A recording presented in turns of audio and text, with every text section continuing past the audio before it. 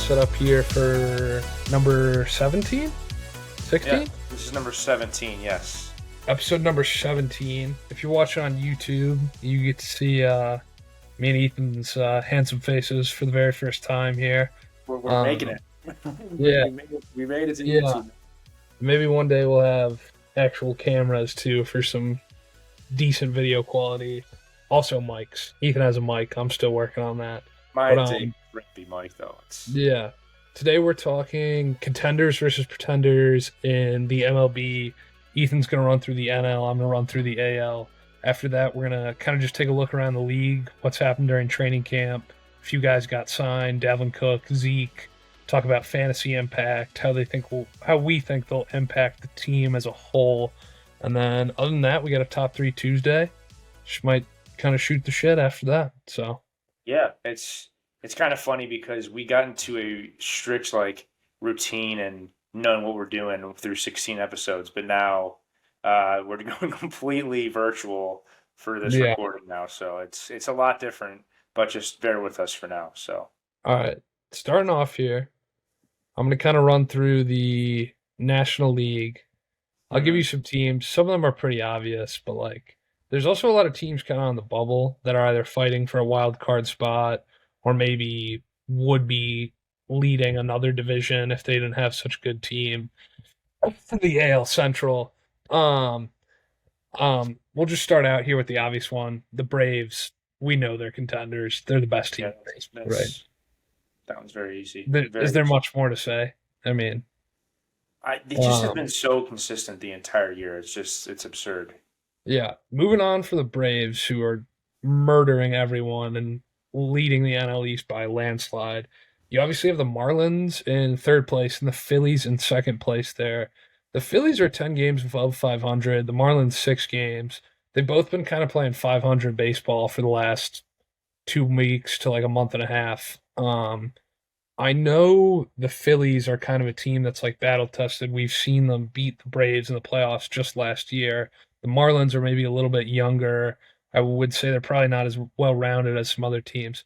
Are either of them contenders for you, or do you think they're going into the playoffs or maybe trying to vie for a playoff spot and won't have much success?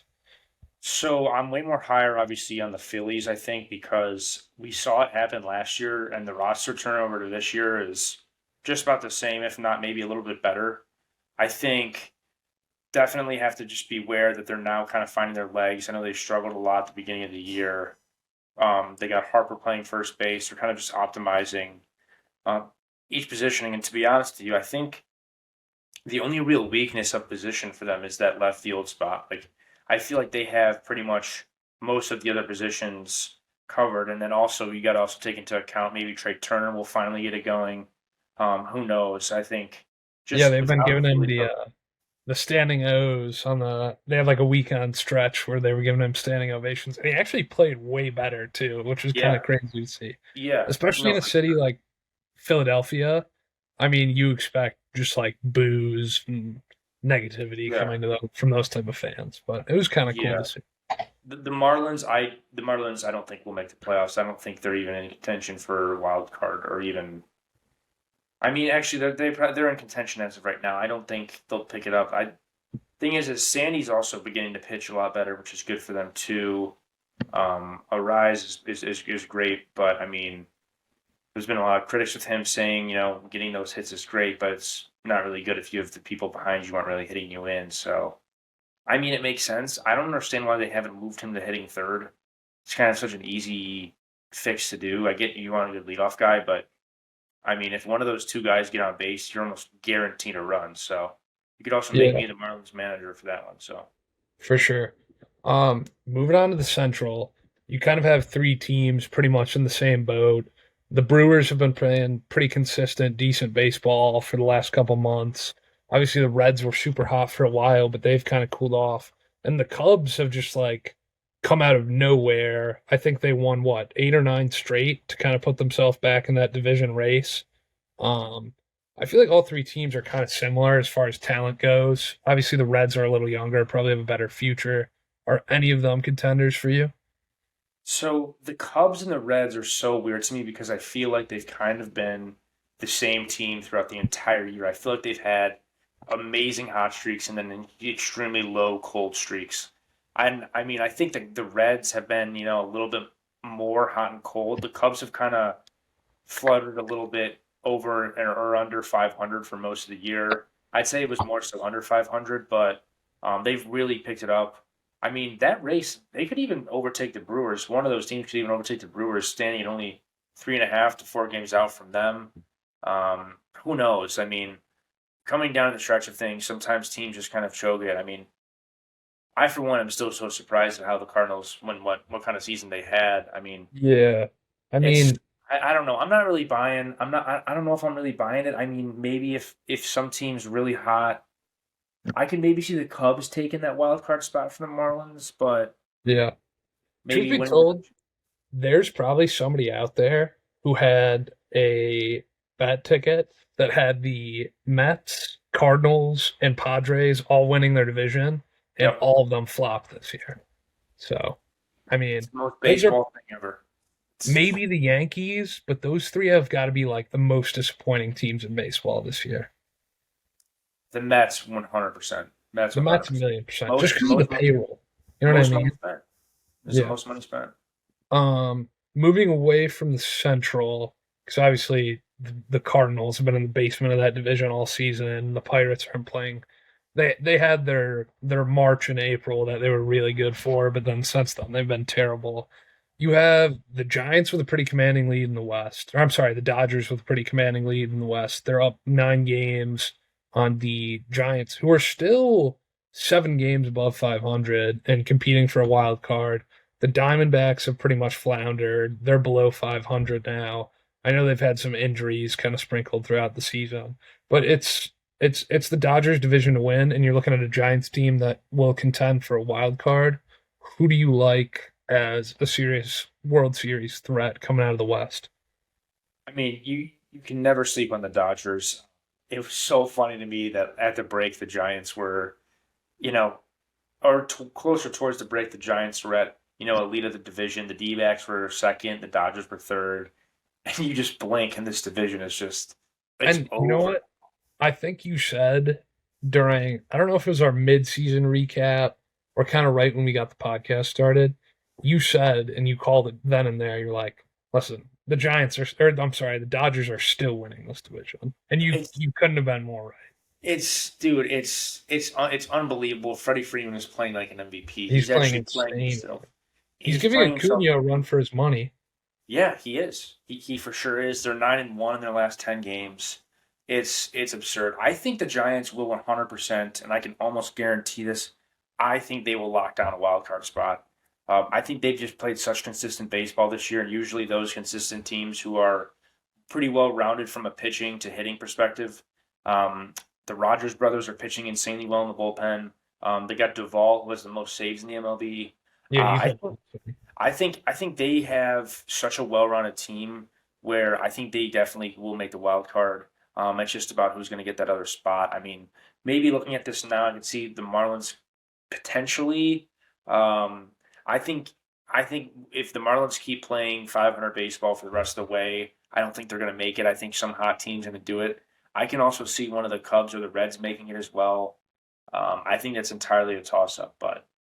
The For Dodgers sure. are going to win it. I would definitely buy the Giants, but I think it's so sad about the D-backs and the Padres too, just because the D-backs were such a great story too, specifically at the All-Star break, because it's like, okay, they're finally getting over that hump, and I know they got plagued with injuries, but just to look at the standings and see that they're under 500 again after being like that for so long, it's just sad because it was there was getting a lot more fans out to the game and just fans of baseball in general like seeing the teams that aren't necessarily historically great do pretty well. Yeah. But No, I get what you're saying. So my last question would be before we move to the AL, mhm. if you had to pick two teams not named the Atlanta Braves who you think could win the World Series in the NL, who would they be? So two teams, not the Atlanta Braves, that win the World Series. They have a chance. I'm obviously throwing the Phillies in there. I think just after seeing last year uh, how they're able to come together when it matters. I mean, that really came out of nowhere. I think last year at this time too, everyone was thinking, yeah, I mean they could make the playoffs and who knows what's going to happen, but um, it just goes to show you how hot a team can get. And then I definitely think the Dodgers just. Yeah, I think the I Dodgers are the Dodgers, man. I think though, as a shocking prediction, and I'm going to call this just in case for a hot take. I think one of those Dodgers or Braves teams are going to lose before getting to the conference series, but it's just my prediction. I can see that. I mean, especially if you have to face like maybe one of those teams from the Central comes in really hot going into the playoffs, and you have to play them in a divisional series. I mean, it's Yeah, possible. and what's even weirder is too is I think specifically for the Dodgers, well, I think they struggle to play each other within that division, if that makes sense. So, like, when the Padres Yeah, play the Rockies, when the D backs play the Dodgers, they're always closely fought and tough series. So, like, maybe an interdivision rivalry series is what we see. Who knows? But the Braves, I think it's safe to say, Max, it's the Braves trophy to lose at this point. literally. Yeah. Yeah. All right, let's move on to the AL here then. Yeah. Okay. So then now moving on to the AL, more or less the same format. I think just first starting us off with the AL East and the absolute juggernaut that this division is. It's I mean, crazy, man. we could maybe see both wild card spots being filled up by this division, which is crazy. Well, there's three now, isn't there? There could be three. Maybe there's three teams from this division getting filled up, but um, regardless or not, Max, who are you liking in the AL East?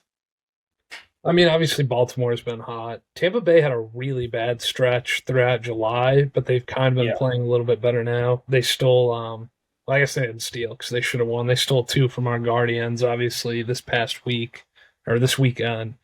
Um, I think the Orioles end up winning this division, to be totally honest. In my opinion, Gunnar Henderson's running away with Rookie of the Year. I know there's an argument for the guy. I don't want to butcher his name. The Japanese guy on the Red Sox. Obviously, Yoshida. Yoshida, that's right. Josh Jung's cooled off a little bit as well. And as of the Rangers, to be totally honest, they're still an amazing team, but they're not scoring runs at the pace that they were at the beginning of the season. The Orioles are my favorite in this division. Although I think they're going to win the division, I would give the Rays the better chance at winning a World Series just because there's a lot of guys on that roster with more playoff experience. They've played in bigger games, they have more veterans. And that's not to say Baltimore couldn't, because I still give them a shot. I mean, they're in my opinion, they're probably the most fun team to watch in baseball right now. Between the bullpen, the young position players you have, the starting pitching still isn't great. I think that's ultimately what might screw them over in the playoffs. I mean, they're obviously both going to be playoff teams. Give me Baltimore to win the division, but I like Tampa to make a further run in the playoffs, and they could end up facing each other in the playoffs. To be totally honest, and then Yeah. Oh, sorry. Go ahead. Go ahead. as of right now, I would say Toronto probably gets that wild card spot, but I think they're going to be a first round exit. Mhm. Yeah. So I mean, I think I say two more wild card spots. It's three wild card teams, but I say two more because there's no way that the Rangers or the Astros, one of them, don't make Oh it. yeah, sorry. I was No. thinking three teams make the playoffs in that division, not three are wild card teams. Yeah, no, and then I get what you're saying. I mean, I think I definitely can see those other two filling the wild card spot because we both damn know this division will not have a wild card spot. Yeah, That's what went on to let me the just rant about the AL East for a bit. yeah I mean, you see the hat. I'll show off the brand new shirt too. We got the Down yeah Goes down goes Anderson shirt. Anderson. Shout out G&V Artworks, um, local T-shirt store in Cleveland. I mean, this is just it's certifiable bum fighting at this point. Like, Yes, who would have thought the Guardians would trade away two everyday starters, a guy who was arguably their best pitcher for the better half of the year, and guess what? They're 4 games below 500, but they're 4 games out of a division. I mean, do I think we're going to win it? No. I think this Twins team is going to play what looks like the Rays in the first round of the playoffs, and they're going to get absolutely slaughtered. But there's there's not much to talk about, man. I mean, there really isn't. Most exciting thing that's happened for the guards this year is Jose Ramirez knocking out Tim Anderson, I which was awesome. essentially, yeah. I It's mean, I there's don't know what to say.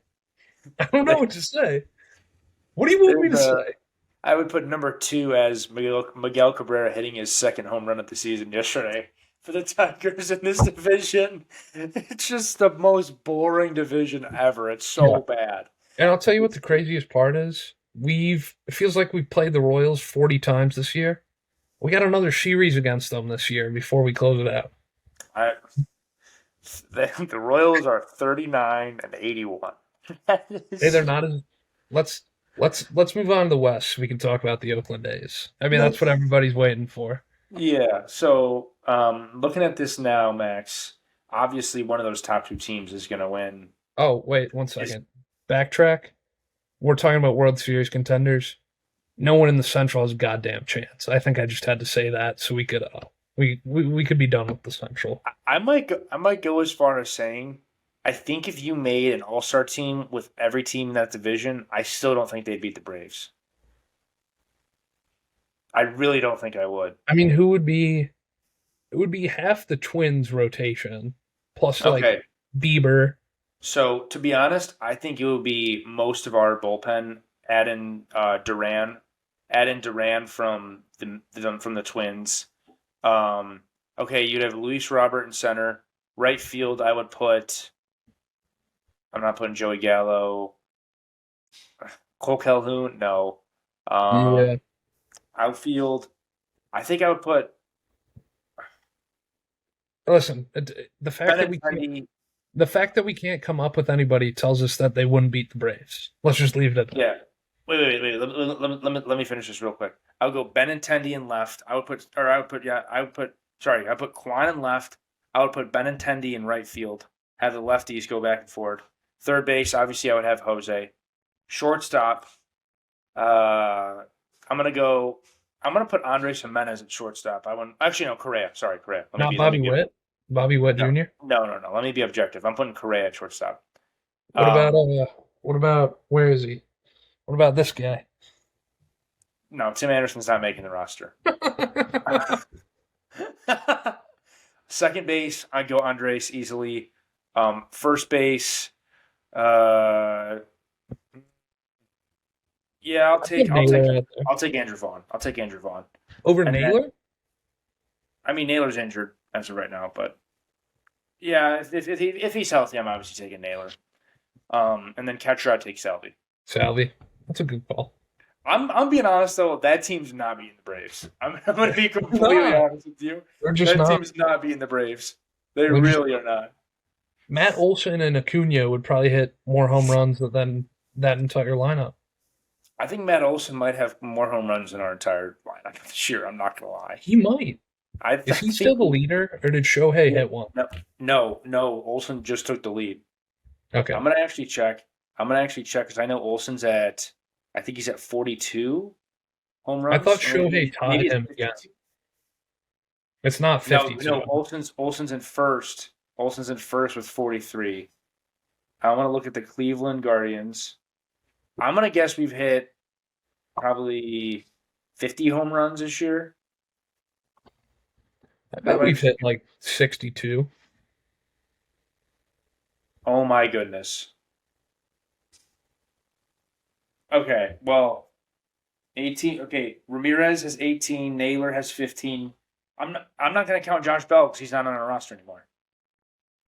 Let me do this. Okay, let me do this quick math. Okay, The yeah, other thing about Matt Olson is he's played every game this season. yeah, he has 18 plus 15 and 11. Okay, Olson's going to obviously have more, but I mean, Olson would have half of our home runs on our roster, maybe more. That's so bad. That's so bad. We're past the Let's All-Star break. let's just you just I'm just Go to I'm gonna the start AL West. Go to the ranting. AL West. I'm Go to gonna the AL start West. ranting if we don't move on to the West. Go to the AL West. The West, kind of a similar situation with the East for me. I could see Texas winning this division. Actually, I would Mhm. say they probably will win the division, but in the playoffs, I'm taking the Astros over everybody for as far as coming out of the AL. They're my AL favorite, and if I had to go second behind the Astros, I would probably take the Rays and then Texas. Maybe Texas second. Them and Tampa are kind of interchangeable for me. Um, Seattle may end up with that third wild card spot. It looks like it right now. Most of those trades the Angels made haven't really panned out for them. They're 2 games below 500. I think they're 4 or 5 out of a wild card spot. It might be even more. Um, for me, I'd say my top three in the entire AL, as I'm looking to add at the standings, I'd go Houston 1, Texas 2, Tampa Bay 3. And then I'd probably put Baltimore fourth just because of the lack of experience and the lack of starting pitching, too.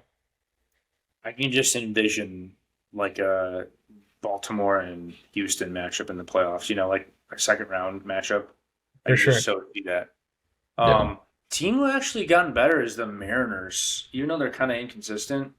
Um, I definitely think that just looking at these standings, and I mean they're kind of an inconsistent team. They don't really win series, but they also don't lose series.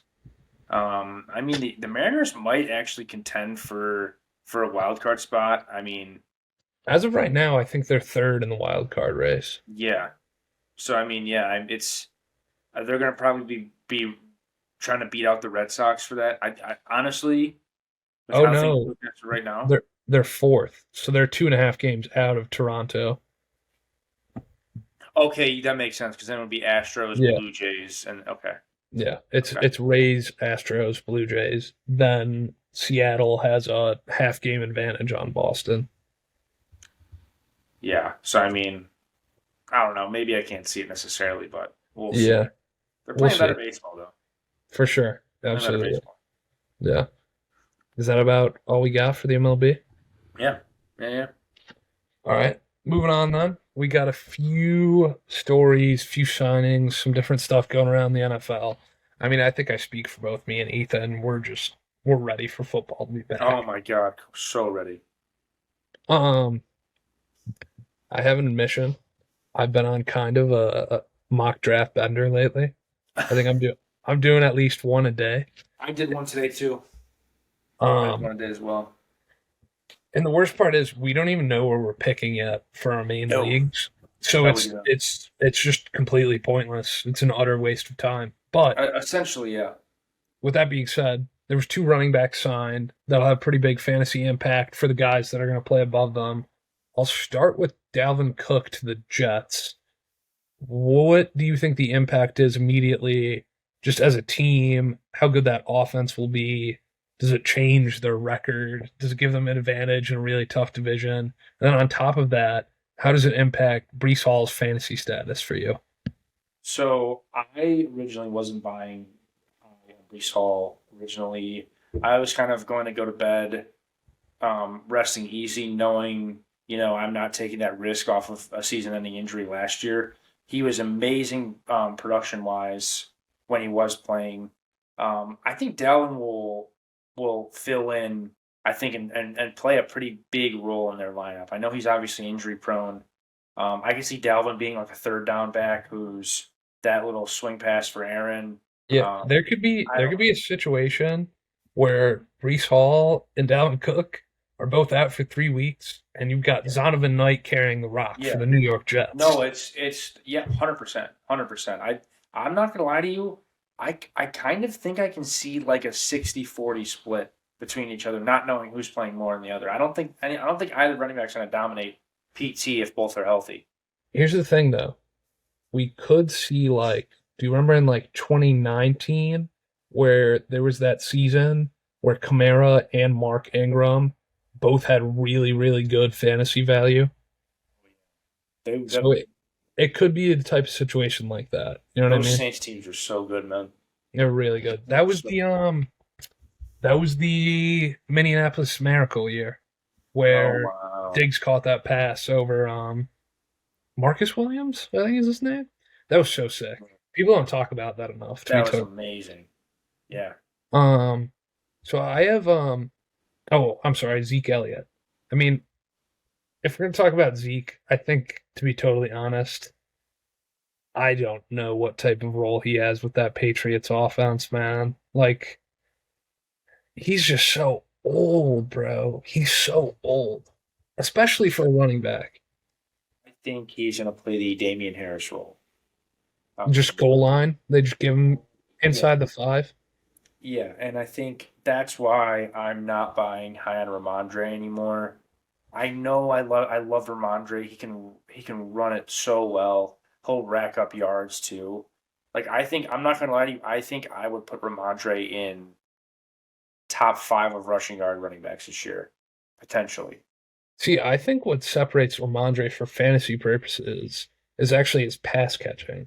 'Cause he's not going to catch as many like downfield passes and be as like actively involved as guys like Kamara. Obviously, he's gotten a little older, but like CMC, Austin Eckler, they're in a lot of like true play design for running backs, and they might even line up as a wide receiver.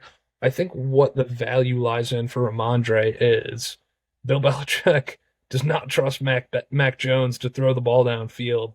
And I feel like a lot of the points Ramondre got last year were just like 1.5 points, 5 yard check down, but like 10 times throughout the game. You know what I mean? And the reason I'm still comfortable with him as like a an early to mid second round pick is because, or I'm sorry, third round pick, I should say. Maybe late second, early third. We'll say that range is because Zeke has never really been a threat in the passing game. Even when he was younger in Dallas, he was always like feed Zeke, feed Zeke, feed Zeke. He just handed off to Zeke. You know what I mean? He's never a pass catching guy. And I think Ramondre still has a lot of value when it comes to their offense specifically. Let's say Zeke signed to the Chargers. Or I'm sorry, let's say Zeke signed to the Browns, for example. We know Nick Chubb doesn't catch the ball very often. He's a downhill runner. That's where I would be more concerned if it was a running back one in the offense that was only getting carries. But we know Zeke isn't taking away any pass catching ability from Ramondre. He's still going to be in on third down if they need a check down, maybe 5 yards downfield in the flat. And I think he maintains more value than maybe Brees Hall does, especially because Dalvin does a lot of the same things as Brees, and Brees Hall's coming off an injury. That's a damn good point. That's a damn good point. So That's just yeah, me. I I could mean, be totally wrong. I definitely do think I forgot about that aspect of Ramondre. I really wasn't the biggest um, person paying attention to the Pats last year. I also didn't have Ramondre really in any of my leagues as well. So Neither did I. yeah, I mean, I think yeah, I can't see Zeke because the Cowboys didn't really use him in that role last year either. Towards the end of the year, he really wasn't even like a first or second down back for them at that point. I Yeah. mean, Let he'll be a me. good blocker. He'll be a good blocker. Yeah. And the other thing is like, Ramondre only had 5 rushing touchdowns last year, and he finished as a top 10 fantasy back. You know what I mean? It's like, say Zeke vultures 2 or 3 of those touchdowns on the ground. I still think he's a really solid player in the passing game. I mean, last year he only had 1 passing touchdown, but he had 70 receptions. That's 70 points right there, plus another 42 in yards. I mean, that's 100 points just in the passing game that you know Zeke isn't touching. I mean, I he's think just that's not. I think Go that's ahead. more receptions than Saquon. It might be. And Saquon's another all-purpose guy. So that's Yeah, that's just one of the reasons I still like his value. I'm all for it. I like that. I like that for sure. So I think everybody our age, or maybe some guys even older, kind of have a group chat with their buddies where they might just fire off sports takes. People get into arguments. It's kind of just the group chat. Every friend group kind of has a group chat, Great. whether you're talking sports, talking about a different interest. One of the takes I fired off earlier today is kind of related to the question I'm going to ask you. Tell me which of these quarterbacks you would take. Quarterback one has 4,438 yards. So we'll say 4,500. He had 30 touchdowns and he only turned the ball over 7 times with a 99 QB rating. Quarterback 2 had less yards, 4,300, so about 200 less yards. He had 7 more interceptions with 14 interceptions. His passer rating was 3 points lower at a 96, but he did throw 6 more touchdowns. So he had 39 or 35 touchdowns to QB1's 35. So QB1, a couple hundred more passing yards, 5 less touchdowns, 7 less interceptions, and a higher QB rating. Who are you taking, QB1 or QB2? You got to go with QB1. You gotta keep the ball on your own side. You can't throw that many interceptions. Plus more yardage. Maybe you're More losing out yardage. on more touchdowns. But here's what I'll say about QB1. His team had the highest total rushing production as far as touchdowns, rushing yards, receiving yards out of the backfield. They were in the top 5 in all 3 of those categories. So he was getting a lot of his stats taken away from his touchdown stats taken away from the running game. QB1, who you chose, is Jared Goff of the Detroit Lions. Any guesses on who QB2 is? Okay. QB2 is consensus top 3 QB in the NFL, Josh Allen. So here's the take I spun off right here. I think Jalen Hurts is the best QB in the NFC. And the NFC QB's kind of weak after Aaron Rodgers leaves. Tom Brady obviously retires. Matt Stafford was injured all of last season. The way I'm looking at it right now, I might take Jared Goff over Dak Prescott, Kirk Cousins, Kyler Murray, Geno Smith, obviously Daniel Jones. Daniel Jones, system QB, but I think he's the second best QB in the NFC right now. He turns the ball over less than Dak. He takes more risks and executes them more than Kirk Cousins does with weaker weapons, to be totally honest. Jared Goff isn't working with Justin Jefferson, Dalvin Cook, TJ Hawkinson.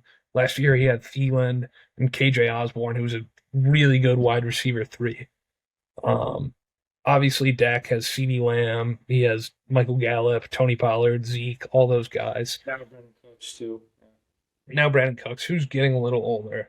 But I'm taking Jared Goff over every QB in the NFC other than Jalen Hurts. So I'm just curious. I'm And curious if you agree, what your thoughts are. I mean, when we look at him versus Josh Allen, it stacks up. And everybody probably would say Josh Allen's a top 3 QB in the NFL. when you posed this take originally and I saw it, I was like in my head, just initial reactions. I'm like, there's no way. Like, there's no way. So I just like looked up. I'm like, okay, fantasy QB rankings for this year, or just stats for QBs for this upcoming year, and it was like Hurts number one, and then it was like for NFC, it was like Hurts one, Dak two, I think it was Kyler three, stuff like that. I mean, it's just like I agree with that take though, because like the NFC is so weak with QBs now. Like, Yeah, I mean, don't get me wrong. There's not a lot of superstar quarterbacks in the NFC, and but and I think it's worth taking a look at least and seeing how productive Jared Goff has been for the last season and will be this season when he gets another year from Amon-Ra St. Brown under his belt, who was an awesome first option for them last year. Jahmyr Gibbs looks like he might be phenomenal in the passing game.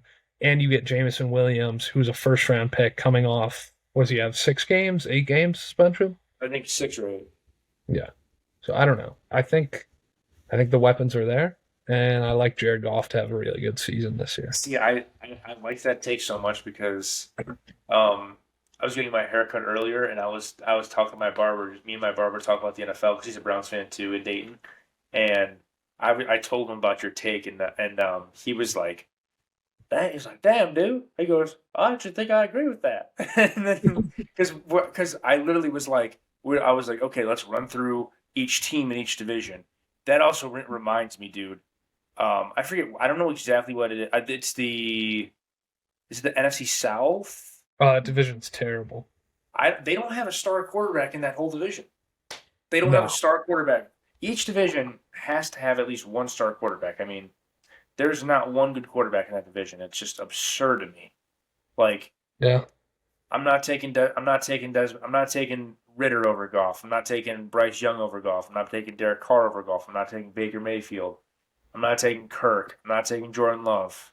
I'm not taking Justin Fields. I hate the Justin Fields train. He cannot throw the ball. I wouldn't take Geno. I wouldn't take Brock Purdy, and I wouldn't take Stafford, and I wouldn't take Kyler. I mean, it's Yeah, what is up with that though? Since when did Justin Fields become like a superstar QB? I it's the fantasy I stats because he's so good at rushing that he's eating for fantasy, and people think that like equates to like how. it got worse after this preseason game. You see Yeah. his stat line? Well, He no.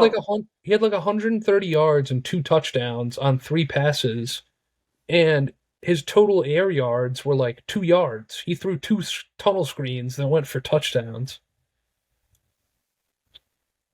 Dude, I just can't. I like Justin Fields because I'm an OSU fan, but like, man, he is not a good passer, and I don't see it. I don't. It's absurd to me. It's absurd. I don't see that. Yeah. I'm trying to think around the league. You want to talk about our brownies for a little bit? Yeah. Just a little Yeah. bit. Yeah, for sure. What For did you sure. think of that first preseason game? So I mean, well, obviously the Jets game was good. I mean, we already covered that game, but Yeah, I meant the first the official preseason game. Commanders one. Yeah, Yeah, it was good. I mean, Deshaun looked a lot more comfortable in the pocket, which is a good sign. Um, definitely. I And think I think, oh, go ahead. I'm sorry. no. I'm just saying.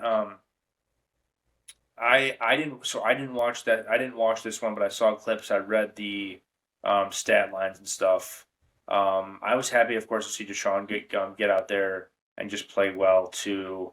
DTR is great, man. I know it's preseason, but it's hard to just play good football as a quarterback who's a rookie um, Yeah, just for a bit. I mean, I don't know. What's your take on it?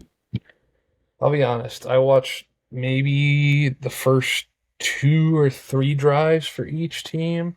I think that first drive, Deshaun looked really good. I think if you have the reason you have Nick Chubb is because you're banking on him to put it in the end zone there where they came up short. Also, Batonio wasn't playing, so I think they get that in 9 times out of 10 with your starters. And then, honestly, what impressed me the most was the defense. I thought some of the safeties, like McLeod and who's the other guy we signed? Juan Thornhill. They Yeah, looked like they played with a little more pep in their step than we've seen John Jones for the past 2 years, or John Johnson for the past 2 years. And then JOK looked good. Obviously, Phillips played for a bit, but now he's a torn pec and he's out for the season. Go figure. Didn't see any Anthony Walker action. Probably for the best. Want to keep him good. healthy before he sprains his pinky week 3. Um, yeah, no Miles, not none of the big names, but I thought everybody played all right on defense. It felt like they were playing more as a unit than like last year was just a few guys running to the ball trying to make a play on it. So I didn't have a lot of problems, to be totally honest. I mean, I'm actually excited. I hate that I'm excited too. I hate that I'm That's excited. see, I just can't do it. Guess what? I'm older. I'm wiser. I gotta see it. I gotta see it to Super If you're going to be bullish on it, then to provide entertainment value for this, you can be bullish on it. We're winning the Super Bowl. That's what I'm well, saying. Actually, wait. Let's start with the division first. Let's start with the division yeah. first. Let's We're start. we're winning the division. Um, doing a complete 180 here because I think we've pretty much covered all our bases with the NFL. There's, I'm gonna go on a rant, and I know I say this a lot on the pod, but sometimes I just gotta rant. Yep. James Harden. I mean, it's the same song and dance with this guy every damn time. Like, you want to leave Houston, so you go out to the strip club, stay up too late, drink in the club with Meek Mill and Lil Baby, get super fat, just eat yourself out of shape to even like play in Houston. So they have to trade you. In Brooklyn, the place you wanted to be with Kyrie and your buddy KD and whoever whoever else was there, you give it a season and a half, play maybe 30 games, and you're done there too. You're just done. So you're not going to play, you're done. So then, the place you supposedly wanted to go all along in Philadelphia, you give it a season and a half there. Again, you probably like 60 games in a season and a half in Philadelphia. You're playing with the MVP of the league, and instead of taking money when you were due for an extension, you do some shady backdoor deal with Daryl Morey, and now that you're old and fat and can't produce, Daryl Morey doesn't want to pay you, which makes him a dirtbag. Daryl Morey's a dirtbag. I get it. I get it. If I'm James Harden, guess what? I get it. Daryl Morey sucks. I don't know what he said in this video. Something about Morey is a liar and I'll never be involved. And Wait, can I ask what why was that video made? Like why it was like he was because like because it's introing an MTV music video and it because was it's like because it's James Harden, bro. why was that made? Why was that video made? It's just so Oh, weird. Like why can't you just like silently request a trade? Why do you have to make the world known about man, this front office is terrible, man. Like I need to get traded. It's like you're running yourself through every organization in the league. You have so many super teams. You had so many opportunities to win, and you just can't win. let me tell Like you something. The one guy throughout this entire like player empowerment era, which I'm totally fine with. More power to the players. They're the ones who are putting fans in seats. They're the yeah, people are coming to watch. The one guy who has done the trade request, I'm done here situation right throughout all of this is Anthony Davis. When yeah, Anthony Davis wanted out of New Orleans, this is what he told the front office. He said, I'm not going to re sign here. You can either trade me now and get young players and get young assets and recoup your losses with me, or just so you know, when I'm done here, I will be leaving. And I'm just being honest with you. So that's what Anthony Davis said to the New Orleans Pelicans. He kept playing for them. They even load managed him to keep him healthy for a potential trade in the offseason. And guess what? At the end of it, he was honest about his intentions. He said he'd play the contract out, but he was guaranteeing he was going to leave. And he kept playing. And he put them in a position to get a bunch of good young players. It gave them picks to get guys like Jackson Hayes, Herb Jones, Trey Murphy. They they're got core. Lonzo Ball. Yeah, They're, they had one of the best players on their team, Brandon Ingram, part of that trade. yeah, Josh they're Hart core. was a gold role player for them for a long time. I mean, it's like, and guess what? At the end of it, they rewarded him by trading him to his preferred destination with the Lakers. And it worked out for both sides perfectly fine. James Harden is the most talk. James Harden is like, this is what James Harden is like. James Harden is like, this guy with a toxic girlfriend, and he just won't let go of her. And then one day she leaves him, and then you slide in, and you're like, hey, I'll give her a shot, and then you date this toxic girl, and then guess what? It's the same as it is with this guy. He's she's the same person, It's and the then she same. dumps, and then she dumps you, and you pass her off to some other guy, and guess Yep, what? She's gonna be the same girl. same exact It person. doesn't have to be a girl. Just we're it could be a toxic boyfriend too. But you get the Toxic boyfriend. analogy.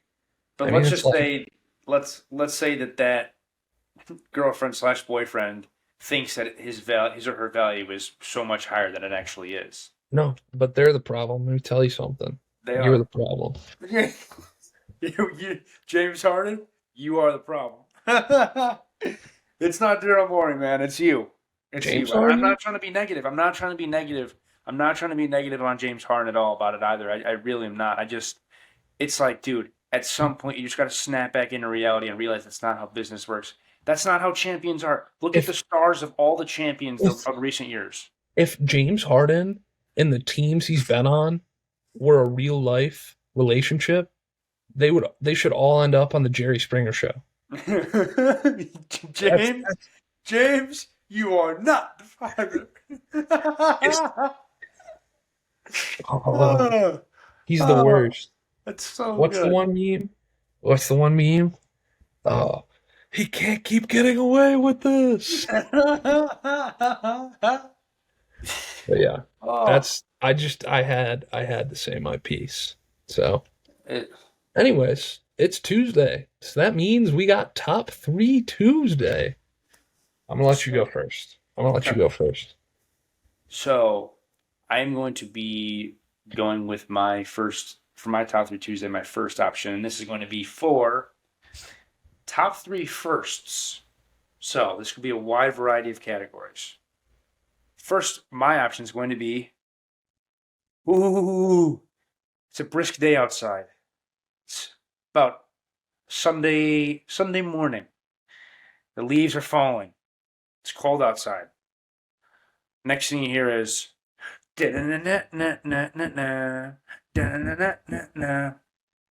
football is back.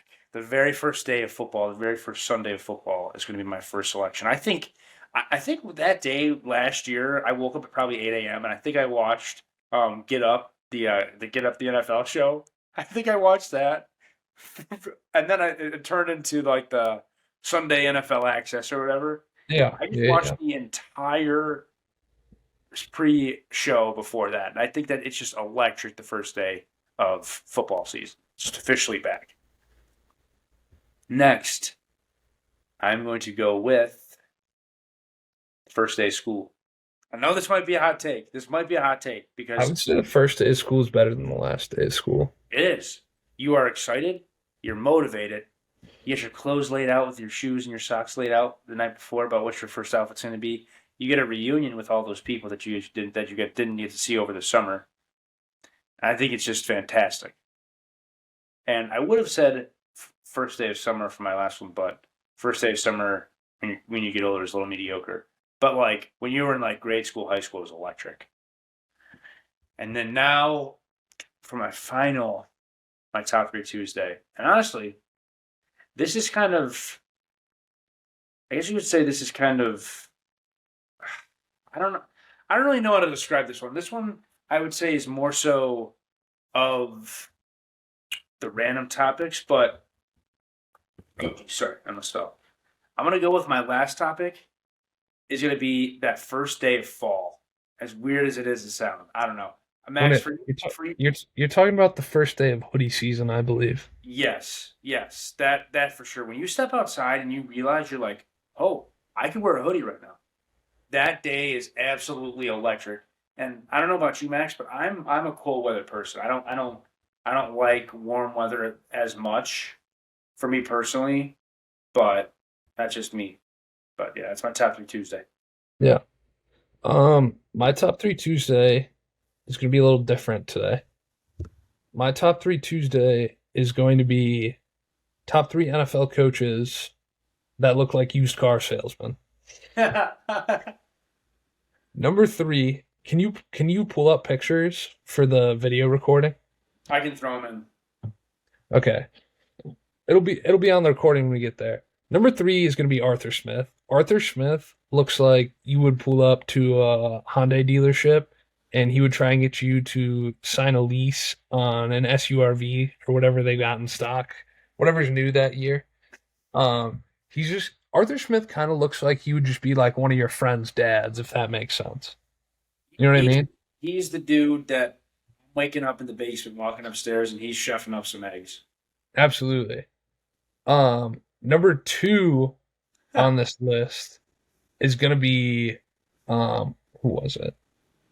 Number 2 is Dan Campbell. Dan Campbell just looks like a dude's dude, blue collar guy. Maybe used car salesman is not the correct title. No, he's selling GMCs or Fords. Yeah, He's selling not trucks. maybe it's like top 3 NFL coaches who you could just like see on the street and you wouldn't realize like that they were an NFL coach because they just look like your regular average day Joe Schmo. Um, Dan Campbell might be a little bit too intense, but number one, absolutely has to be the former head coach of the Green Bay Packers, the current coach of the Dallas Cowboys. I'm telling you, Mike McCarthy looks Mike McCarthy looks like he owns 7 different car dealerships in the greater Texas area. Probably all American made if I had to guess. But he's just an absolute hoss and yeah, that's about it. That's all I got. Definitely see all of them. I think definitely honorable mentions. I mean, Andy Reid's a little too noticeable now. Yeah.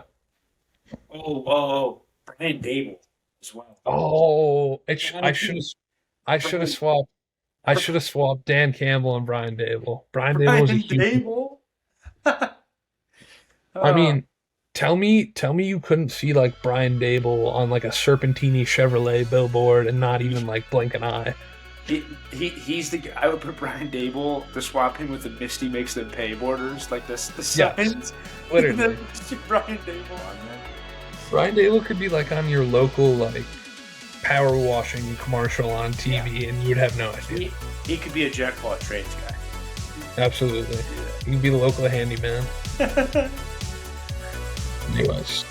You got anything else? No, boss. No. I think covered everything. Yeah. All right. That's a wrap. We are powering down here for episode number 17, and we will see you guys on Friday.